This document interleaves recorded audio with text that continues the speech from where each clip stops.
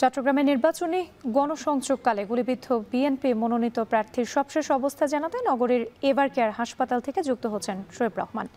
Shoaib, BNP নেতা এরশাদ উল্লাহর অবস্থা এখন কেমন দেখছেন? শঙ্কামুক্ত রয়েছেন, এর আগে আমরা প্রতিবেদনে আসলে দেখছিলাম। এখন আসলে তার কি অবস্থান এবং হামলাকারীদের শনাক্ত করা গেছে কিনা?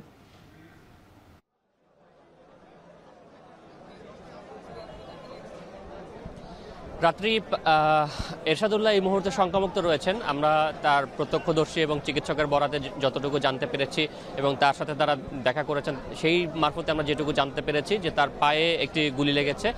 তবে তিনি এই মুহূর্তে শঙ্কামুক্ত রয়েছেন এবং তাকে কিছুক্ষণ আগে বেডে হস্তান্তর করা হয়েছে বলেও কিন্তু আমরা জানতে পেরেছি।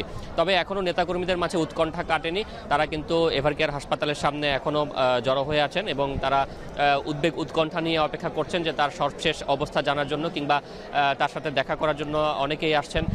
ইতিমধ্যে আমরা দেখেছি যে অনেক সিনিয়র নেতাকর্মীরা এসেছেন, মহানগরের কয়েকজন নেতাকর্মী এসেছেন, বিশেষ করে আহ্বায়ক কমিটিতে রয়েছেন, এরকম অনেক নেতাকর্মী এসেছেন এবং তারা কিন্তু বাইরে উৎকণ্ঠার সাথে অপেক্ষা করছেন। এবং আপনি জানেন যে আজ সন্ধ্যায় তিনি হামজারবাগে একটি গণসংযোগ চলাকালীন সময়ে হামলার শিকার হন এবং সেখানে তার গণসংযোগ চলাকালীন সময়ে দুর্বৃত্তরা সেখানে মুখোশ পরে গুলি চালায় বলে প্রত্যক্ষদর্শীরা অভিযোগ করেছেন এবং সেই গোলাগুলির ঘটনায় কিন্তু ঘটনাস্থলেই সরওয়ার হোসেন বাবলা নামে এক ব্যক্তি নিহত হয়েছেন এবং তাকেও কিন্তু এই এভার কেয়ার হাসপাতালে নিয়ে আসা হয়েছে। তার পাশাপাশি আরও অন্তত 5 জন আহত হয়েছেন বলে আমরা জানতে পেরেছি, তার মধ্যে 3 জন গুলিবিদ্ধ বলে আমরা কিন্তু জানতে পেরেছি।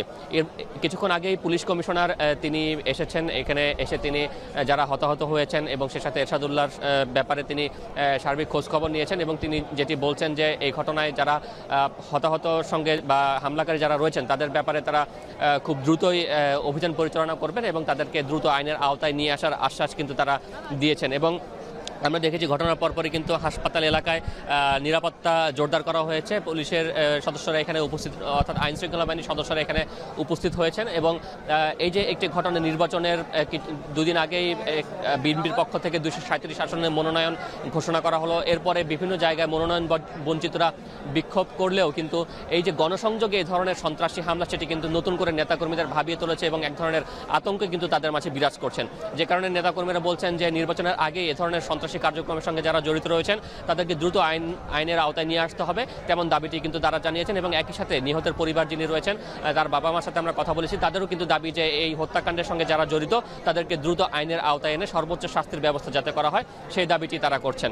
রাত্রি চট্টগ্রামে নির্বাচনী গণসংযোগকালে গুলিবিদ্ধ বিএনপি মনোনীত প্রার্থীর সবশেষ অবস্থা জানাতে নগরীর এভার কেয়ার হাসপাতাল থেকে যুক্ত ছিলেন শোয়েব রহমান।